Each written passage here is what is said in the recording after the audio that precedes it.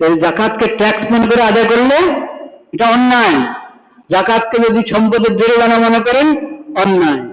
জাকাত হলো সম্পদ পবিত্র করার জন্য, জাকাত হলো আল্লাহর নৈকট্য অর্জন করার জন্য, জাকাত হলো আল্লাহর ইবাদত। ওইভাবে মুমিন জাকাত আদায় করবে। বিরক্ত হয়ে আদায় করবে না খুশি হয়ে আদায় করবে? বোঝা মনে করে আদায় করবে না স্বেচ্ছায় এবং স্বতঃস্ফূর্ত ভাবে আদায় করবে? স্বতঃস্ফূর্ত ভাবে আদায় করবে।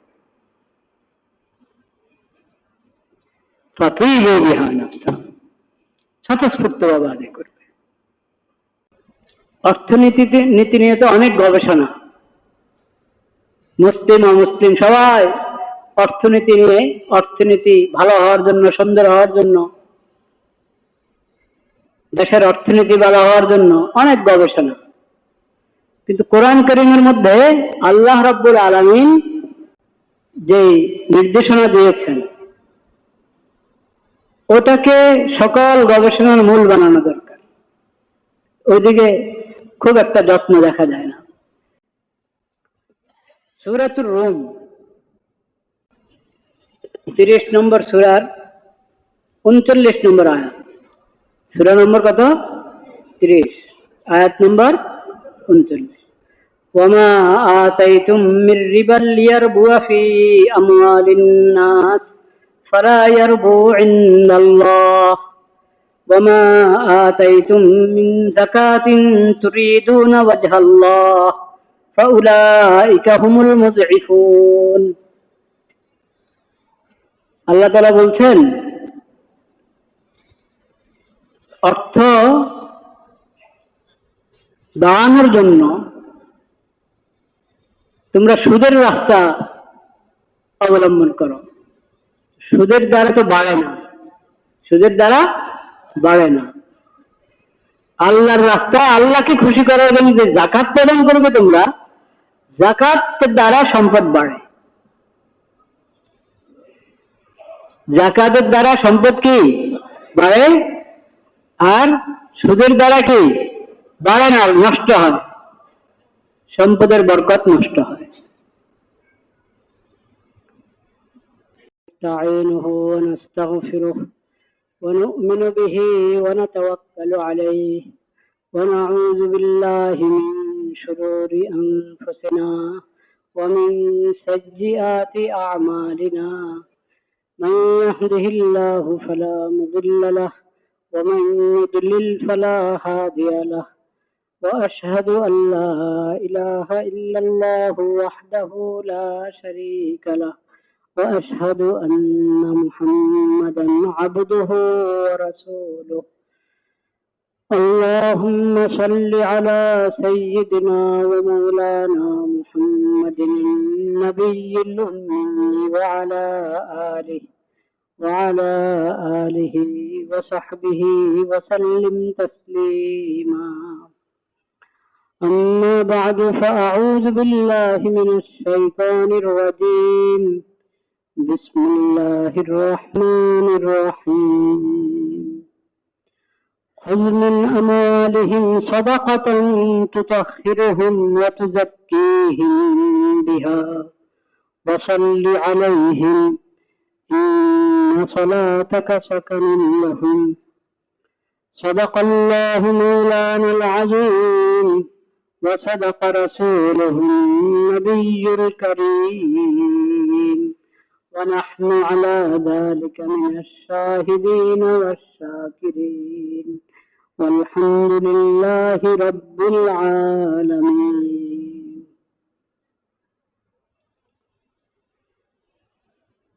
গত জুমায় বলা হয়েছিল যে আজকে আল্লাহ তৌফিক দিলে যাকাত সম্পর্কে কিছু আলোচনা হবে ইনশাআল্লাহ। আমরা সবাই জানি ইসলামের যে 5টি স্তম্ভ, তার মধ্যে যাকাত, কালিমা, নামাজ, যাকাত, রোজা এবং কি হজ।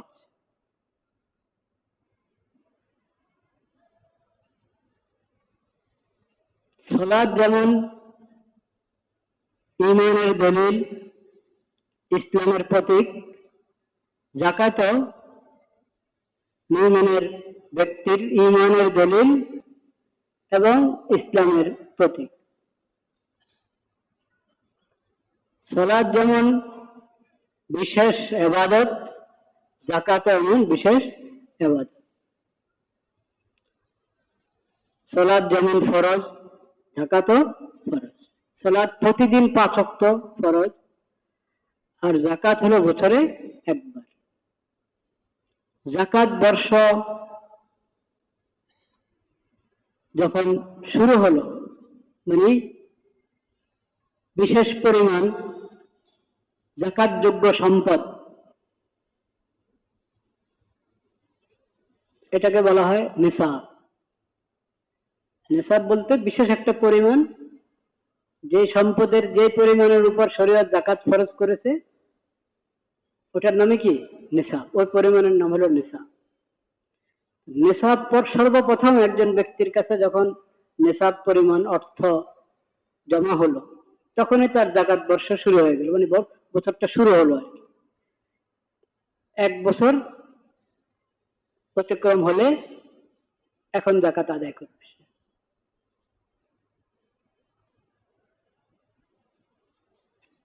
এটা একজন মুসলমানের ইমানি দায়িত্ব, সেটা খেয়াল করবে।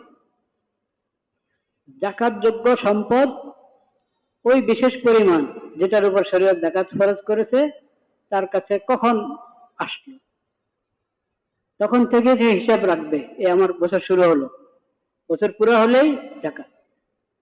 প্রতি বছর যখন যাকাত অর্থ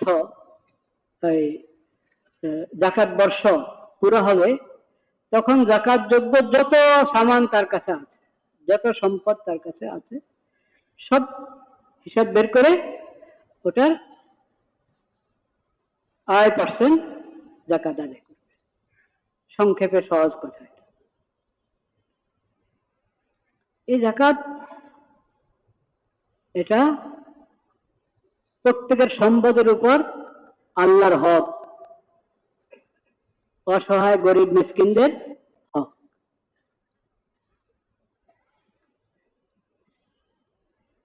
সম্পদ তো কার দান? আল্লাহর দান। আল্লাহর দান। আল্লাহ যদি এখান থেকে কিছু খরচ করতে বলেন, তো খরচ করতে বলার অধিকার আছে না আল্লাহ তাআলা? আছে। কিন্তু সেটা কি আল্লাহ নিজের জন্য খরচ করতে বলেন? আল্লাহ নিজের ফায়দা না আমাদের ফায়দা? আমাদের ফায়দা। আমাদের দুনিয়াতেও ফায়দা, আখিরাতেও ফায়দা। দুনিয়াতে ফায়দা হলো সমাজের অর্থনীতিটা একটা ভারসাম্য রূপ ধারণ করবে।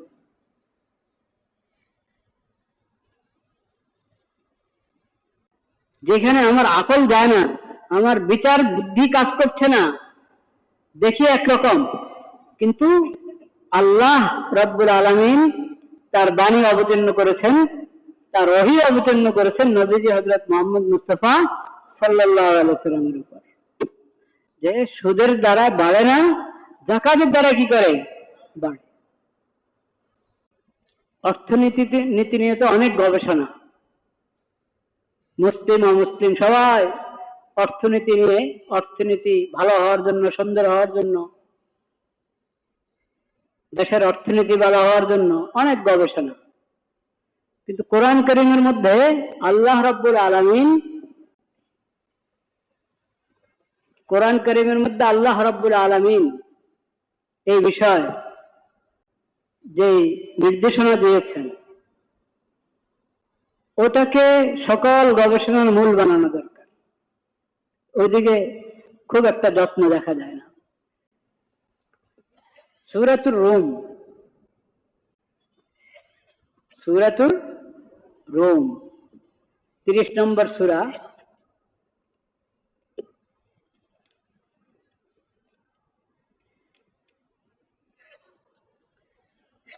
লা ইলাহা ইল্লাল্লাহ। 30 নম্বর সূরার 39 নম্বর আয়াত। সূরা নম্বর কত? 30। আয়াত নম্বর 39। وما آتيتم من ربا ليربو في أموال الناس فلا يربو عند الله وما آتيتم من زكاة تريدون وجه الله فأولئك هم المضعفون। আল্লাহ তাআলা বলছেন, অর্থ দানের জন্য তোমরা সুদের রাস্তা অবলম্বন করো। সুদের দ্বারা তো বাড়ে না, সুদের দ্বারা বাড়ে না। আল্লাহর রাস্তা, আল্লাহকে খুশি করার জন্য যে যাকাত প্রদান করবে তোমরা, যাকাতের দ্বারা সম্পদ বাড়ে। যাকাতের দ্বারা সম্পদ কি বাড়ে, আর সুদের দ্বারা কি বাড়ে না, নষ্ট হয়, সম্পদের বরকত নষ্ট হয়। ওহীর তো দরকার এই জন্য, ওহীর প্রয়োজন তো এই জন্য হাকিকতটা যাতে আমরা বুঝতে পারি। নতুবা চোখের দেখাতে যত সুদ নিতে পারো তত বাড়বে, যে সুদ নিচ্ছে তার তো বাড়ছেই, আর যে সুদ দিচ্ছে সে সুদ দিয়ে ঋণ নিতেছে, সে ঋণ দিয়ে কোনো না কোনো কাজ করছে, ব্যবসা করতেছে, বাড়তেছে। তো যে সুদ নিচ্ছে তারও বাড়ে, যে সুদ দিচ্ছে তারও বাড়ে। এটা কিসের বিচার? এই চোখের বিচার, চর্ম চোখের বিচার। হাকিকত কি? হাকিকত হলো সুদ দ্বারা সব নষ্ট হয়, বরবাদ হয়। বাড়ে কিসের দ্বারায়? যাকাতের দ্বারা। যাকাত আদায় করো তাহলে বাড়বে, এটার নামই নয়। আমি বুঝতে পারছি না, যাকাত দিলে তো কমে, এত টাকা ছিল, হ্যাঁ 100 টাকা ছিল, 2.5 টাকা যাকাত দিয়েছে। 1000 টাকা ছিল, 25 টাকা যাকাত দিয়েছে, তো কমলো না? দেখা যাচ্ছে কি কমলো, সুদে বাড়ে। খরচ দিয়েছে, ঋণ দিয়েছে সুদ ভিত্তিক, 1000 টাকা ঋণ দিয়েছিল,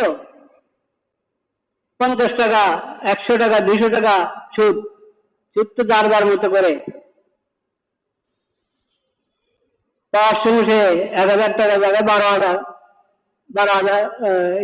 1200 পেয়েছে, 10,000 জায়গায় 12,000, 13,000 পেয়েছে, বাড়ল।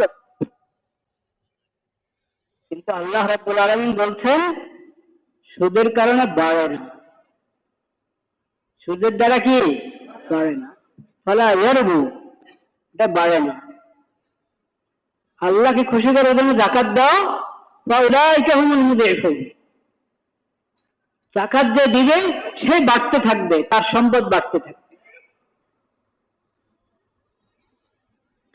তো ঈমান এটার নাম। যেখানে আমার আকল যায় না, আমার বিচার বুদ্ধি কাজ করছে না, দেখি একরকম, কিন্তু আল্লাহ রাব্বুল আলামিন তার বাণী অবতীর্ণ করেছেন, তার ওহী অবতীর্ণ করেছেন নবীজি হযরত মুহাম্মদ মুস্তাফা সাল্লাল্লাহু আলাইহি ওয়াসাল্লামের উপর, যে সুদের দ্বারা বাড়ে না, যাকাতের দ্বারা কি করে বাড়ে।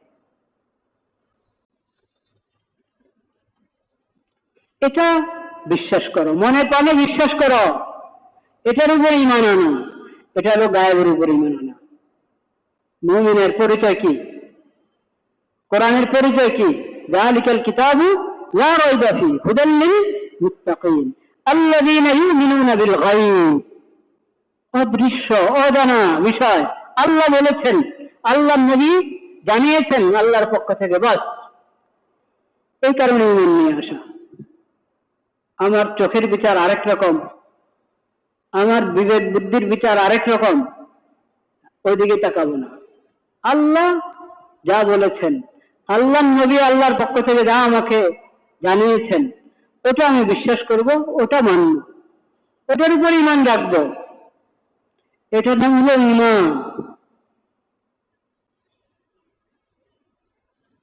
16 আনা বোঝার পর, মনে মানার পর যদি মানি, এমনি মানি না, তো আল্লাহর কথা মনে হলো না, নিজের মনকে মনে হলো, নিজের মন মনে হলো। মানতে হবে তো আল্লাহর কথা, মানতে হবে তো, বিশ্বাস করতে হবে তো আল্লাহ নবীর সংবাদ। আল্লাহ তাআলা সেই তৌফিক আমাদেরকে দান করেন। ঈমান যদি নিয়ে আসে তুমি আল্লাহর কথার উপর, আল্লাহর নবীর কথার উপর, আল্লাহর নবীর সংবাদের উপর, তো আল্লাহ তাআলা বোঝারও তৌফিক দান করবেন, স্বচক্ষে দেখিয়ে দেবেন আল্লাহ তাআলা কিভাবে সুদে সবকিছু বরবাদ হয় আর যাকাতে কিভাবে বরকত হয়, ওটা আল্লাহ দেখিয়ে দিবেন। নিজের জিন্দগিতে তুমি এটার পরীক্ষা, পদে পদে পরীক্ষা করতে পারবে, দেখতে পারবে যে সুদ কিভাবে সমাজকে নষ্ট করে, অর্থনীতিকে নষ্ট করে, বিশ্বব্যাপী জাতীয়ভাবে আন্তর্জাতিকভাবে সুদ কিভাবে অর্থনীতিকে ধ্বংস করে দেয়, আর যাকাত কিভাবে অর্থনীতিকে প্রতিষ্ঠিত করে, এটা বুঝারও আল্লাহ তাআলা তৌফিক দিবেন। তবে আগে ঈমান আনো, আগে মানো, আগে আল্লাহর কথা বিশ্বাস করো, আমল করো। যাকাতকে কখনো ট্যাক্স মনে করবে না, খবরদার। যাকাত হলো ইবাদত। যাকাত কি? যাকাতকে জরিমানা মনে করবে না, সম্পদের জরিমানা, ট্যাক্স, কতজনে কত রকম ভাবে যাকাতকে। না, যাকাত হলো ইবাদত। যাকাত হলো আল্লাহর নৈকট্য অর্জন করার উপায়। যাকাত হলো আত্মশুদ্ধির উপায়। যাকাত হলো সম্পদ পবিত্র করার উপায়। খুয মিন আমওয়ালিহিম সাদাকাতান তুতাহহিরুহুম ওয়া তুযাক্কিহিম বিহা। আল্লাহর পক্ষ থেকে নবীজি যাকাত গ্রহণ করবেন, করতেন। নবীজির পরে নবীজির খলিফাগণ, খোলাফায়ে রাশিদিন যাকাত গ্রহণ করতেন। মানুষ যাকাত পেশ করতে, তারা যাকাত গ্রহণ করতেন। কেন? তুতাহহিরুহুম, এই যাকাতের মাধ্যমে তারা পবিত্র হবে, এই যাকাতের মাধ্যমে তারা পাক সাফ হবে, তাদের আত্মশুদ্ধি হবে, তাদের সম্পদগুলো পবিত্র হবে, তাদের দিল পবিত্র হবে, তাদের আখলাক এবং চরিত্র পবিত্র হবে।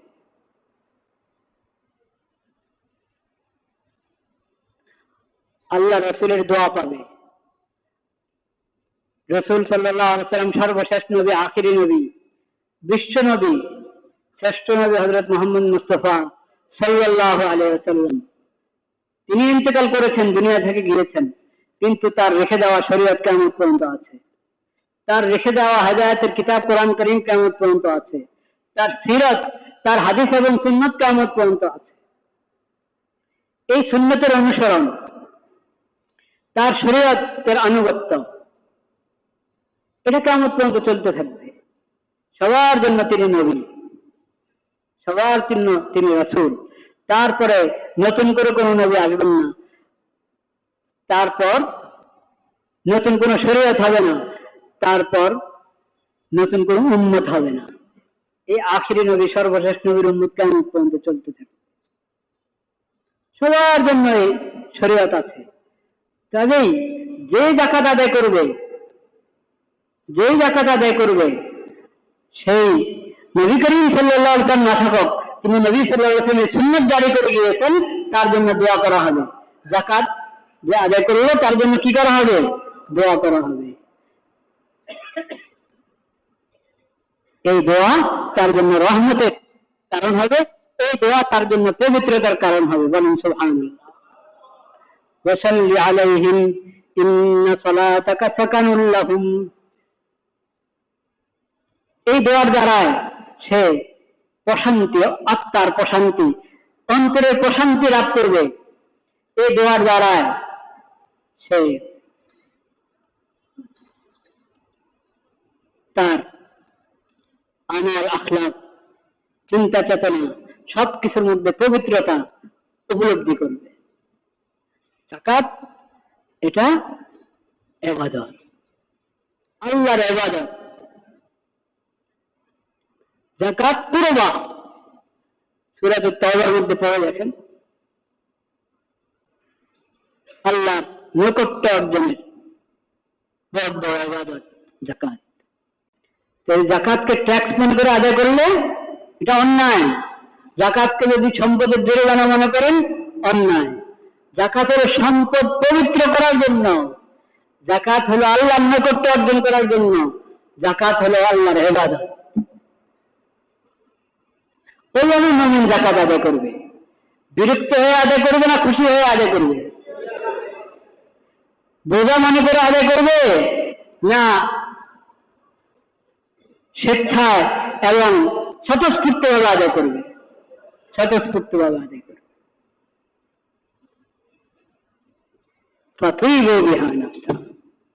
স্বতঃস্ফূর্ত ভাবে আদায় করবে।